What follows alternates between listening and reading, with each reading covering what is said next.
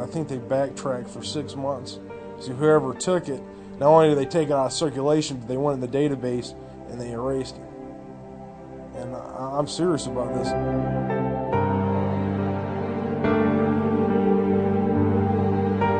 I enlisted in the Marine Corps under the delayed entry program in July of 1994. And I graduated Mount Tabor High School in Winston-Salem, North Carolina in June of 1995. And I enlisted, of course, delayed entry a year. So I went to boot camp on the 18th of June, which is a Sunday. I went to boot camp. I graduated 8 September of 95. And from there, my MOS was 0311, which was a grunt. And from there, I went to School of Infantry training at Camp Geiger in late September of 95. I did not complete training because I was injured and I hurt my back, and I was sent to the medical platoon there on Camp Geiger, North Carolina, which is adjacent to Camp Lejeune. And I was there, for about a month or 2 months. And in late January of 96, I was given new orders and given a new MOS, military occupational skill, listing as 7212 Stinger Avenger Gunner, and subsequently given 10 days leave and then sent to Fort Bliss at El Paso, Texas. So I was in training to be an air defense gunner on the FIM 92 Alpha Stinger missile. It's a surface-to-air missile, and the Avenger weapon system, which is a pedestal and a turret with 8 Stingers mounted on the back of a Humvee. And I was in training for February to late May of 96. And then after graduating from that school, I was reassigned my first duty station, 2nd Marine Air Wing, 28th Marine Air Control Group, 2nd Low Altitude Air Defense Battalion, Cherry Point, North Carolina. And I was assigned a Battery B in June of 96. And I went on several operations, we call them ops for short. And basically, I was there, and then I was transferred over to the section for laser strike in February of 97. After going to weapons and tactics instructor 197 in Yuma, Arizona. When I got back, I was asked if I wanted to go, and I said sure, so I volunteered, and I was sent to the section. Then we shipped out in March, of that year. We were sent there to provide perimeter security to this radar installation. Basically, this radar station was tracking supposedly drug aircraft that were exiting in and out of the Peru and Bolivian airspace. Basically, what we were doing there, we had live ammo and weapons. And one day, Sergeant Allen and the other sergeant, and I'll remember his name soon, Sergeant Atkins. They were, and Sergeant Montalegre, and he was a staff sergeant, E7, E6. The other guys were E5 sergeant, and they came to us and said, "Look, we got a situation where we have an aircraft crash that's possibly friendly, and they need us to go and secure the crash site." And we're like, "Fine." So this is early. This is late at night. I know about 11 or 12 at night, and I was on guard duty that night, so I was already up, and it was my shift. We have 12-hour shifts, 12 on, 12 off, and where we rotate our section. So we all went out that night. We got up, 3 or 4 in the morning and headed out in Humvees. We had about 5 or 6 Hummers, and we drove to where we needed to go, and then from there, we had to hump through the bush. So we got there, 6, 7, just when daylight had just started to get light. And we found the area really easy because there was a huge gash in the land where something had crashed, and it didn't break anything. I don't know if you've ever been to a crash site where you had trees just broken like in half. Everything was burned, and it was like if you had almost cut like a warm butter with a knife. It was just, it's like something on fire or had or some kind of energy, like a laser almost had like gutted. It was really strange, and Anyway, I was in the front with Sergeant Allen and Sergeant Atkins. We were up front, and we were point basically, and we were like, I don't know, 10, 20 meters ahead of everyone else. We all had maps and radios and compasses, so we knew so we wouldn't get lost. And basically, we were the first ones to see the object. And basically, what happened is we didn't go straight up the hill, because basically this thing went up the hill and then off into the side of the ravine or the ridge. This is about a 200-foot ridge at least. Solid granite. I mean, it's rock. I don't know if it's granite. It was buried in the side of the cliff. But anyway, we didn't go straight up. We went on to the left and walked up to the top of the ridge.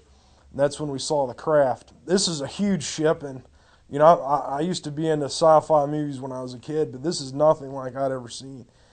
And when I first saw it, you know, I was scared. It scared the heck out of me. You know, I didn't know what to do, and it was just it was really confusing. So we all climbed down, and it was buried for about a 45-degree angle into the side of the side of the cliff there, the ridge.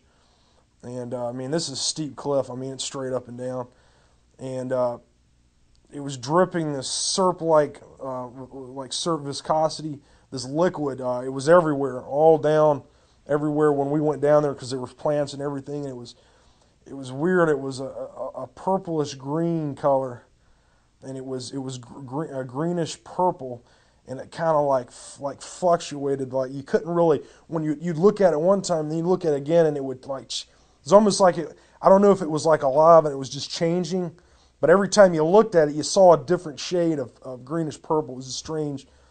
There was one light on it that slowly went around, and the machine, I could hear it. I guess because it was still functioning, and it had like a hum to it, like a really bass, like say if you unplugged an amp from a guitar, that kind of it was really it was really deep, and it kind of fluctuated, and then finally it just cut off, and everything just seemed to stop, except the colors and the shades, and it was still that way. When I was looking at the craft, it was buried, so I could see the back of it, and there were these large vents. Well, they look like vents, sort of like a fish gill on the back. I couldn't see around the other side, and I'm assuming that it was the same way on the other side. That looked like, I don't know, that could have been used for propulsion. I'm not sure.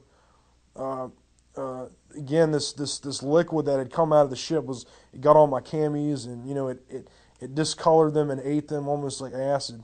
And then it ate some of the skin the hair off my arms, and and I didn't know that until later on. But basically, when I was down there with the ship, there was 3 holes, and I guess I'd assume that they were hatches, but there's no way to tell. They were not flush with the body, the main body of the craft. They're, I don't know, a few inches below. I knew there was one on top because you could slightly see it. I don't know about the other side, but there was another hatch, the same width and diameter or whatever of the top hatch, and it was kind of crooked to the side, and it was half open. And I didn't see any lights or anything coming out of it, but I felt this presence that it's real strange. I guess it was almost like, I think I told Leslie this, I thought the creatures they called me, and it was like weird, and I think they were trying to communicate with me, like, I guess telepathically. It's really weird, and I don't believe in any of that stuff, but anyway, I could hear, like, and it was terrible because it kept going, and then it still comes and goes. It's like basically sitting in your car and turning on like an AM station that's not, it's just white noise, and it's turning it up really high. And that's what I heard when I first got in there. This is pretty crude 2-dimensional drawing, but this is jungle here, and this was the craft, and it was embedded in the rock like this. And I'm not sure if this tapered off or how it went, but these right here are the hatches. These 2 objects here. This one was the one that was half open, and you could see into it, but I mean it was just black. It was like looking into a closet. 10 meters in width and about 20 meters in length. I'm just not sure. That's just an estimate from what I remember. But it was huge. I mean, it was big, man. And it was shaped like almost like between an egg and like a teardrop almost. It looked really aerodynamic. It at least in the shape. But the closer I was close enough to take out detail on it that it was not just smooth. There was there was bumps and notches and things in it. It was really organic. It was almost like art. That's really how you would. It didn't look like something that somebody made in a shop. It didn't have that clunkiness or that tin can kind of deal. It was more of art. I would say. It looked to be that it could have been handmade, but out of what and what materials I don't know. Definitely nothing like titanium. It wasn't. See, this is the whole thing. It looked metal, but it didn't have any reflection on it, man.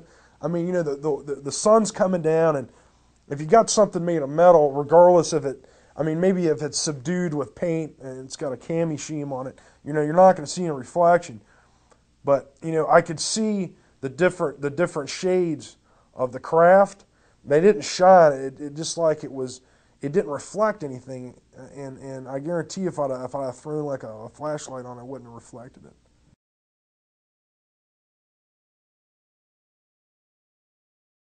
Well, the creatures, I think, were calling me to help them. Everything was going to be all right. And I was so mesmerized and into it, and Sergeant Allen and Atkins, they're hollering, they're cussing at me, get the hell out of there. Why? Well, I think I think that they were scared, and they didn't want me to get hurt. I don't know. They were real pissed off at me after subsequently. But basically, what happened was after we climbed back up, I think the DOE, Department of Energy people were there. They knew about it, and I don't know why we went there. Still to this day, but anyway, I was arrested. I had all my gear taken from me by men in black camis. Had no name tags. They were older men, probably in their late 30s or 40s. How long was I at the site? Probably about 15, 20 minutes. We were the first people on the position, yeah. And then shortly you said there were other people. Right, there were other people. I guess they were government. I don't know. They were there, and they had containment suits, and they had guys. They had a position that looked like, I don't know if it was already there or there was some gap in the jungle where they landed 2 CH-47 Chinooks. They're Army twin rotor helicopters, and they're big, and they had guys coming out in these containment suits. They must have just got there, I don't know, while we were down in the gorge, because when we climbed up, there those guys were. There were the guys in the black camis. And then they put me on a cot that they had, and they had me cuffed with those, they had me cuffed both hands down, and then they had my legs tied together with those plastic fasteners that the police use. I don't know, they're like kind of like cuffs. And then they took me in the CH-47, and they sent me to, we took off, and they didn't drug me or anything like that, and I was just awake there. And did they explain why they were treating you this way? No. They said that that they were cussing at me, saying that I was a dumb asshole, and that why don't you fucking people ever pay attention to orders, and you weren't supposed to be there, and you're not supposed to see this, and you're going to be dangerous if we let you go, and all this stuff. And, man, I thought they were going to kill me for about 2 days, I think. And they had a lieutenant colonel from the Air Force, and he did not identify himself. He might have, I just don't remember. And he told me, if we just took you out in the jungle, they'd never find you out there. And I'm like, well, and I didn't want to say, I didn't want to test him to see if he'd really do that. So I said, yeah. And he's like, you got to sign these papers, and you never saw this, and I don't exist, and this situation never happened. And if you tell anybody, you'll just come up missing. And he was a real abrasive, just a cynical asshole, I guess is the best way to put it. I was at the same installation, but they had me segregated with Air Force personnel for like 3 weeks, and then after that I was sent back, approximately. All I saw there was Americans, and there's a lot of other nationalities there, Chinese, Germans I think were there, and a lot of other people were at this other base. But this thing, it was really, I didn't go in, and all they did was take me to like a you couldn't call it a cell, it was more of like it was more like an interrogation room, and I sat in there for, I don't know, 15 hours. those guys with the light. I mean, they put this light in my face and they were yelling at me, and I couldn't really readily identify any of these guys, but I knew one of them was at the crash site, because they were one of the guys that I recognized, because he was in black fatigues, and he was like, "What'd you see?" And he's like, "Yeah," he's like growling. You know, he goes, "Are you a patriot? You like the Constitution?" I'm like, "Yeah." And he's like, "Well, we don't, we do what, you know, we're on our own program, you know, we don't obey, we just do what we want." And he's like, "Yeah." And they're like, and they're growling and they're relishing, you know, and they're yelling at me and they're hollering and cursing, and you didn't see anything, you know, and we'll do you and your whole goddamn family. And they're, you know, it was basically that for about 8 or 9 hours. I mean, they took breaks. They were like, "Look, man, we're gonna take you off in a helicopter and just kick your ass out in the jungle, and we're gonna end you and all this." And they didn't physically put their hands on me, but I was sitting in a chair and I was handcuffed to the chair and I couldn't move. So basically, you know, it was just this like harassment. I didn't eat anything for like a whole day. No water, no nothing. I just sat there. My section was about eight to 10 guys. And they all saw it? No, just me, Sergeant Allen, and Sergeant Atkins were the only ones that saw it. Now, they saw the crash, and, well, at least, you know, the jungle where it came through. They saw all that, but they didn't go into the ridge. Because, like I said, we were 10 to 20 meters in front of them, and they radioed to Hall that we found it and everything's fine. It was in late March, early April of '97. So we're talking, like, when I got back, you know, I approached Sergeant Allen about it, because, of course, he's married and he's got like one or two kids. And I went to his house on base housing, and he got all upset and threw me out of his house, said he didn't want to talk about it. And I mean, I guess they scared those guys too, man. And see, I mean, you got to understand, you know, I can't speak for the rest of the armed service, but the Marine Corps, it's monolithic. And when they're told to do something, they're gonna do it. And if you don't want to go along, they'll basically railroad you. I didn't want to keep my mouth shut about it, and I told my first sergeant Powell. I told him about it, and I don't even know I don't think he's still there anymore. I mean, we're talking 3 years ago. So yes, there was life forms in the ship. They were. It's almost like if someone was like reading your mind, and that's the way it felt. And I felt like I felt a presence. It was like supernatural. You know, it was no debris that I saw, but there were big gashes in the rear of the aircraft. And what it looked like is that it had been hit with maybe a surface air missile. There were a couple Hawk batteries, and that's a homing all the way killer. That's a low to medium surface air anti-aircraft missile. Basically, it doesn't have to hit the target in order to destroy the target. What it does is it gets in proximity of it, and it has a high explosive fragmentation warhead, and it basically explodes like a big shotgun in the vicinity of the targeted area. And by fragmentation, it's supposed to destroy the target or damage it so it won't be able to continue its mission. So I think we shot it down. This is what I think happened: is we shot it down. The Peruvians shot it down. The other guys knew it was flying. I knew that these aircraft were flying because I had been in the command center there at the radar installation, and I heard a couple women there in the Air Force talking about aircraft flying in and out of the atmosphere at Mach 10 plus. So these aircraft are flying around there. They're re-entering the atmosphere and whatever. And I believe that the higher-ups knew it was flying in the area. And these were these large vents. They looked like they went into the craft, but I couldn't tell. But it was a shadow. That was the only thing that really cast a shadow. The rest of this, well, this is another thing, was these vents casted a shadow where you could see where there wasn't light, but the sun was shining right on the object, and it didn't cast a shadow, not on anything. And it was like kind of like absorbing the light. It was weird. This is not one of ours, because in Stinger school they teach you about all different kinds of aircraft and stuff like that. And I knew a lot of aircraft anyway, because I like reading about aircraft and data and that stuff. And well, essentially when I saw it, I'm like, man, this is nothing that I know of. Okay, basically the radar was sitting, and this was again on a hill. It's cammied up, and it rotates and everything. And there's a command bunker that was built under the earth, and I mean it looks like Star Wars in there, and I mean it's total air conditioned. I mean it's really nice, and there's like computers, and they got the control panels and everything that control the radars, and I guess they're linked to other sites, and they get other data coming in. And well, we had guard duty, and and the night that this happened, this was in the early evening, and it was my shift, and I was in there, and I was checking people going in and out. They got ID, checking out whatever.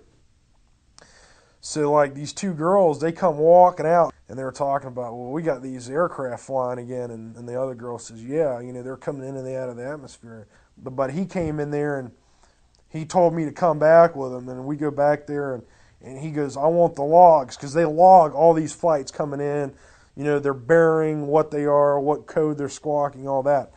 So he gets the books, and I had to sign off for him to take all that. I mean, when you got objects that are re-entering the atmosphere and then stopping on a dime and then turning around and going exactly the opposite direction, that's kind of strange.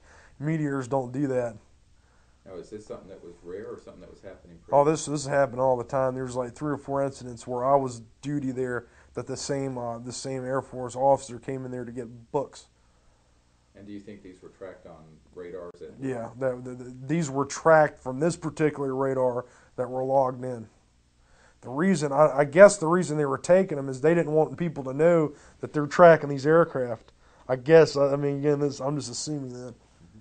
So, yeah, I think they knew it was coming in, and they said, we can't identify it. It's violating airspace, so they could have radioed the Peruvians and said, take them out, and then they shot it down. I was confident that when I saw the aircraft, it had been hit by something that had took it out. They were scared, and it was the apprehension, the fear, and then that they were not here to harm us. That's really what it felt like. And I mean, that's not my own emotions. I've seen the creatures in my thoughts, and I saw them what they look like: oval egg head with big dark eyes, big eyes, a nose and a small mouth, no ears.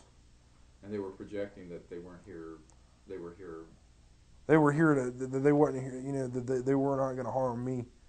And that was basically that everything was going to be all right. Just help us get out of here. Mm-hmm. I think there was, I don't know how many were on the craft.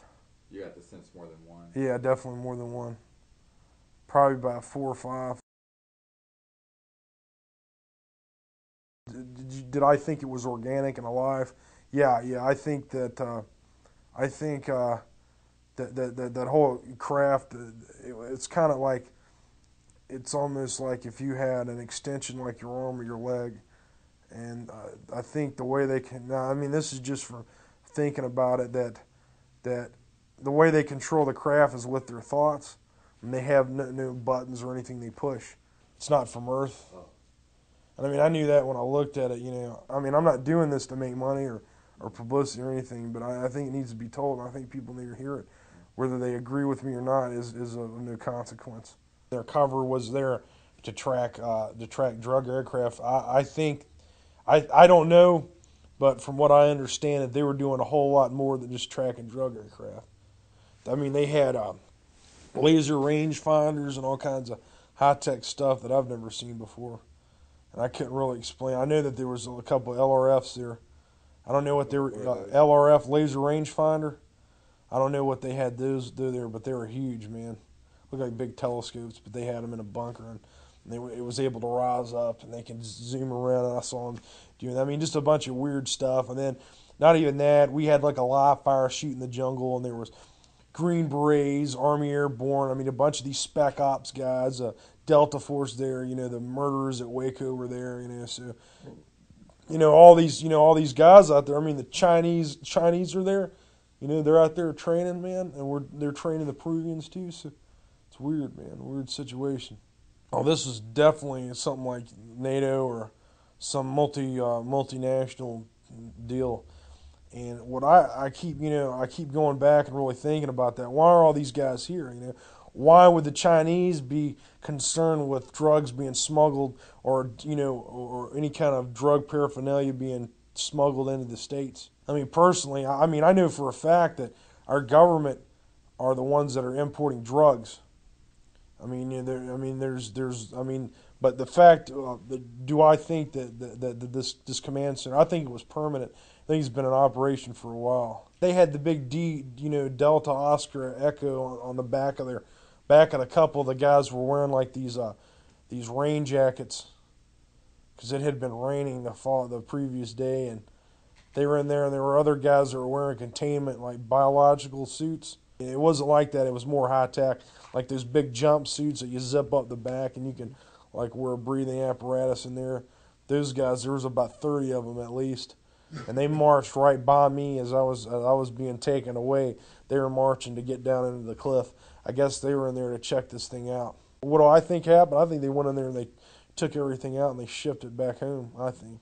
The behavior of the people, yeah, this is routine, man. I mean, these guys are squared away. They know exactly what they're doing. They've been trained to do this stuff before. That was the atmosphere, the total professional, cold, unassuming nature. It's just, we're here to do a job and, get the fuck out of our ways is basically the attitude. I was raised in a Christian home to believe that there was a God and that He created everything, the universe, and here they are, these creatures that I've never seen before, never come in contact with, and this happens, man, and it made me go almost crazy, not like suicidal, but I just couldn't. I had to like reevaluate everything that I knew. It's sort of like when you're a kid, you've been told Santa Claus is real, and then you find out that he's really not, and the Tooth Fairy, it's like now that there's no going back. There's no denial. There's no saying, well, this is, I didn't really see this, and I couldn't really deal with it. Is that what do? Do I tell people? But I mean, who's going to believe that a Lance Corporal in the Marine Corps in the middle of the fucking jungle is going to see an aircraft like this? It's more like I was sitting and watching like a film, like I was sitting and I was watching what was happening, and I was basically with these aliens, these creatures, and they were touching me, not like sexually or with instruments or anything. They were holding my hands and they had their hands on me. And they only had 4 fingers, by the way. Mm-hmm. And what feeling did you get from them? It was a warm, like loving feeling, like you would have if you were with a family. These creatures are like, I guess you could, probably the closest thing I could say that they were like almost like angels. And if I had to, I'd go with them right now. And I had this obsession with that. I guess because the pain of the experience and then the Marine Corps that I just wanted to escape, and I was thinking about, being with these creatures a lot and wanting to go with them and wanting to get out of here. Because these different agencies are just on their own. They don't obey the law. They're rogue, they're just off on their own. Do I think this is a project that goes up through the government and everyone has a piece in it? No. I think these guys just operate on their own. No one knows what they do. These guys, they're just off on their own. There's no oversight, no control. They just do whatever they want. They don't, and they're evil, man. These people are evil. Do I think it goes to Bill Clinton and to the Congress? There may be guys up there that know about it. They're not going to say anything, man.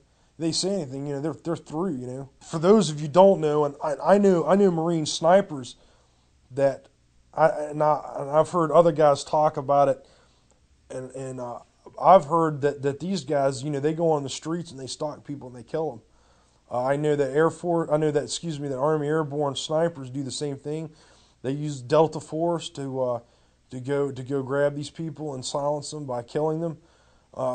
And maybe something else I ought to tell. And well, if this goes on, where do they get the money to finance all this and stuff? Well, very simply, either they're selling arms, they're selling drugs. A lot of this business about having the spec ops and they get these unlimited amounts of money. Well, they're not coming. It's not coming from the government coffer. It's coming from running drugs or weapons, or the selling of hardware or whatever. He knew that there was something going on that was a big secret that he could not divulge. Wernher von Braun actually told me that the spin was a lie, that the premise for space-based weaponry, the reasons that were going to be given, the enemies that we were going to identify, were all based on a lie.